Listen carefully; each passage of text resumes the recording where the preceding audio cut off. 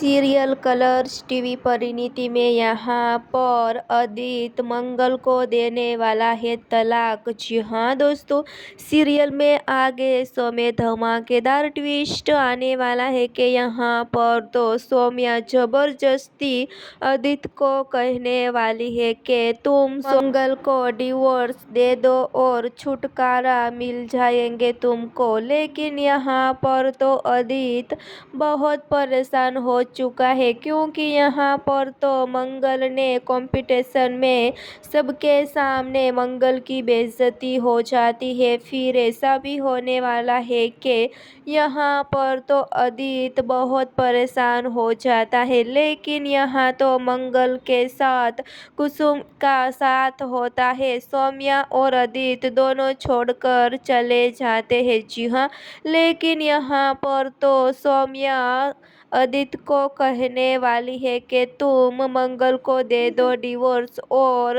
मंगल को छोड़ दो अकेले। जी हाँ दोस्तों, सीरियल में ऐसा भी होने वाला है कि यहाँ पर तो अदित मंगल को डिवोर्स देने वाला है। जी हाँ, सीरियल में आगे शो में धमाकेदार ट्विस्ट मिलने वाला है। जी हाँ।